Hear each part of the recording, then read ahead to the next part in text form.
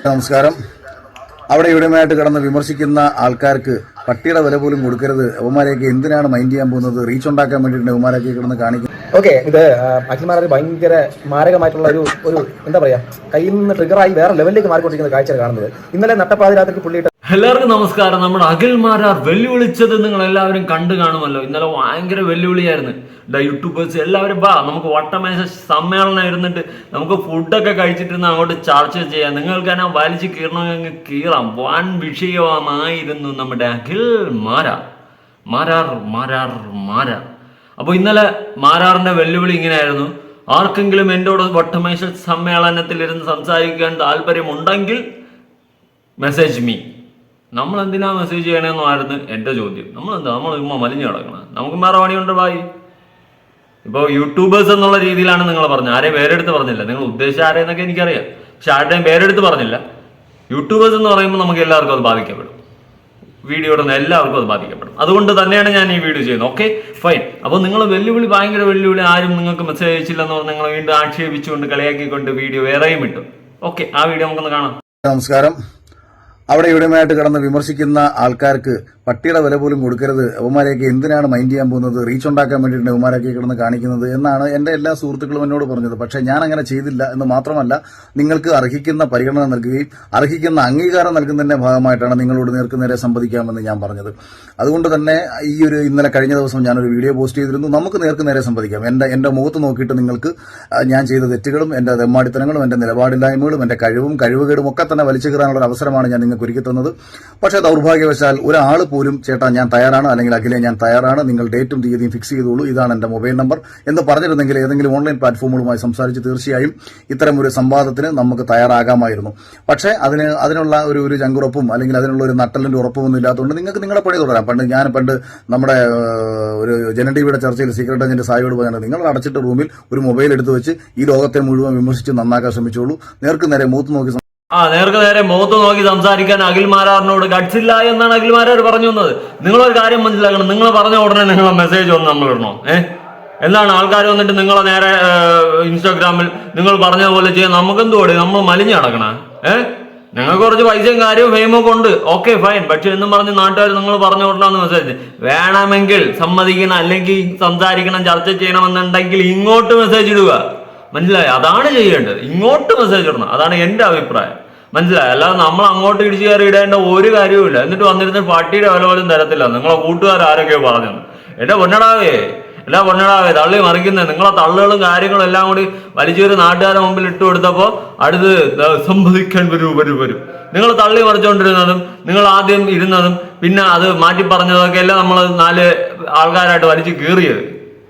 അതിനകത്തോടൊപ്പം വൻ വിഷയമാണല്ലോ ബായി നിങ്ങൾ. എന്താണ് എന്തായാലും ഇതുമായി ബന്ധപ്പെട്ട് നമ്മുടെ മൂപ്പം പറയുന്നത് നമുക്കൊന്ന് കേട്ടു നോക്കാം കേട്ടാ. നൈസ.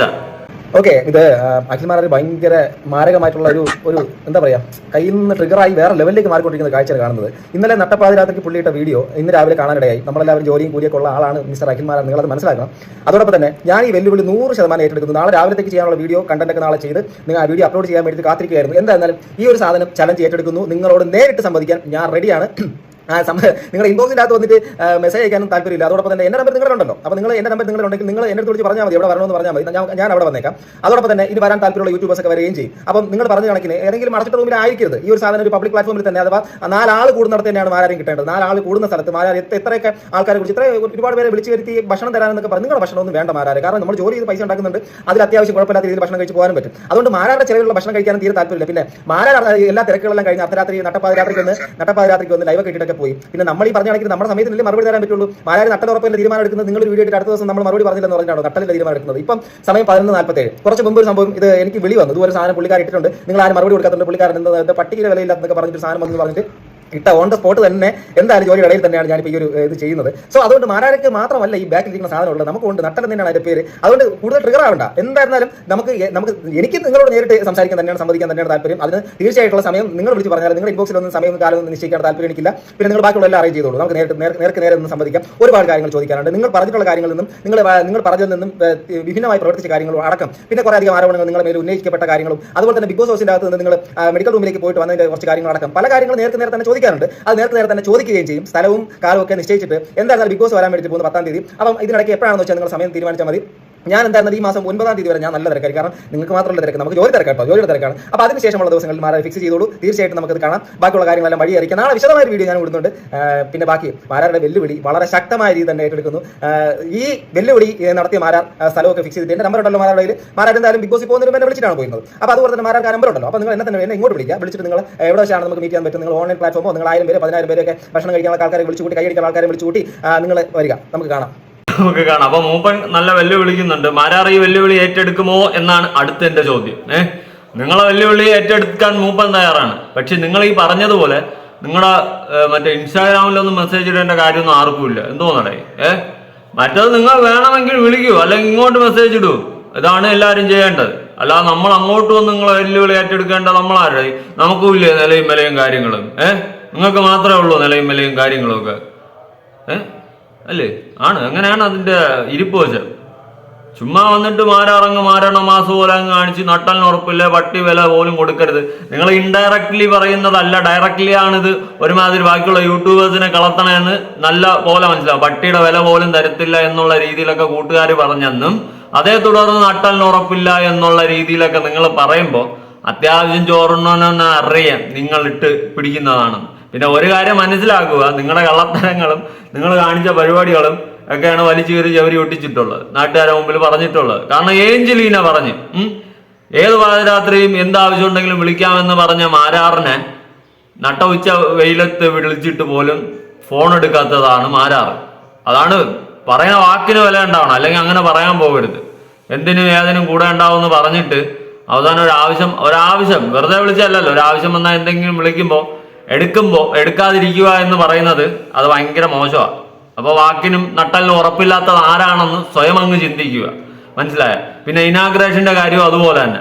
മനസ്സിലായ? ഇനാഗ്രേഷന്റെ കാര്യവും നിങ്ങൾ ഈ പറഞ്ഞതുപോലെ നിങ്ങൾ അയ്യോ എനിക്കിതൊന്നും താല്പര്യമില്ല എന്ന് പറഞ്ഞിട്ട് അവിടെ ഇനാഗ്രേഷൻ ഇവിടെ ഇനാഗ്രേഷൻ എന്നിരുന്ന് വിളിക്കുന്നുണ്ടല്ലോ. അപ്പോൾ ആർക്കാണ് നട്ടലിന് ഉറപ്പില്ലാത്തത്, ആർക്കാണ് ഡബിൾ രീതിയിൽ പറയുന്നതെന്നും മാറി മാറി പറയുന്നതെന്നും ഒക്കെ കറക്റ്റായിട്ട് വ്യക്തമായിട്ട് വളരെ കറക്റ്റായിട്ട് മനസ്സിലാവുന്നുണ്ട്. പിന്നെ നിങ്ങൾ ഇനിയിപ്പോൾ അടുത്ത സീസൺ തുടങ്ങുന്നതുകൊണ്ട് നിങ്ങൾ ഇവിടെ കിടന്ന് ഷോ എന്ന് പറഞ്ഞിട്ട് ഒരു കാര്യവുമില്ല. ചുമ്മാ ഫിറോസ് ഖാൻ അന്ന് പറഞ്ഞതിൽ ഞാൻ യോജിക്കുന്നില്ല. കാരണം നിങ്ങൾ സീസൺ 1 കുറ്റം പറഞ്ഞത് പേഴ്സണലി എനിക്ക് യോജിപ്പില്ല. പക്ഷേ ഇപ്പോൾ തോന്നുന്നു നിങ്ങൾ അത് അർഹിക്കുന്നു, അത് നിങ്ങൾക്കുള്ള മറുപടിയാണ്, നിങ്ങൾക്ക് മാത്രമുള്ള മറുപടി ആയിരുന്നു എന്നുള്ള ഒരു തോന്നൽ. പിന്നെ സീസൺ 5 നിങ്ങൾ ജയിച്ചെന്തുകൊണ്ടാണെന്ന് ചോദിച്ചു കഴിഞ്ഞാൽ നിങ്ങൾക്ക് ഒരു എതിരില്ലായിരുന്നു, അതുള്ള കാര്യമാണ് പറയുന്നത്. ഒരു എതിരില്ലായിരുന്നു. ജുനൈസ് മാത്രമാണ് അവിടെ കിടന്ന് കുറച്ചെങ്കിലും വായിട്ട് അലച്ചത്, അല്ലാണ്ട് നിങ്ങൾക്ക് അവിടെ എതിരില്ലായിരുന്നു. അതിന്റെ സപ്പോർട്ടിൽ നിങ്ങൾ ജയിച്ചു. ഓക്കെ, നല്ല കാര്യം, ജയിക്കട്ടെ. പക്ഷേ പുറത്തു വന്നിട്ട് പട്ടിച്ചോ ഇറക്കിയിട്ട് ബാക്കിയുള്ള യൂട്യൂബേഴ്സിനെ വെല്ലുവിളിച്ചിട്ട് ഇവിടെ ഒന്നണങ്ങാൻ കയറിയിരുന്ന് കൊണങ്ങണങ്ങണങ്ങണെന്ന് അടിക്കാന്ന് വിചാരിച്ചാൽ നടക്കാത്ത കാര്യമാണ് മിസ്റ്റർ മാരാർജി. മനസ്സിലായോ? മാരാർ പിന്നെ വെല്ലുവിളിക്കുന്നുണ്ടെങ്കിൽ നിങ്ങൾ മൂപ്പ വെല്ലുവിളിച്ചല്ലോ, ഫോണിൽ വിളി മൂപ്പന, എന്ത് വിളിക്കുന്നില്ലേ? അപ്പൊ വെല്ലുവിളി ഏറ്റിട്ട് നിങ്ങൾ സമ്പാദിക്കുക. അതെന്തോ വാക്ക്, നിങ്ങളെ പോലെ കടുങ്കട്ടി വാക്കൊന്നും പറയാൻ എനിക്കറിയത്തില്ല. ചർച്ചയായി, അത്രയും മതി, കൂടുതൽ ഡെക്കറേഷൻ ഒന്നും വേണ്ട. പിന്നെ വിളിച്ചു വരുത്തി ഇനിയിപ്പോൾ ഫുഡ് തരണമെന്നൊന്നും നിർബന്ധിക്കുന്നില്ല, വേണ്ട. മനസ്സിലായോ? ഒരു ചോറല്ല 50 രൂപ 90 രൂപ ബിരിയാണി വാങ്ങിച്ചു തന്നോളാം. Okay, by.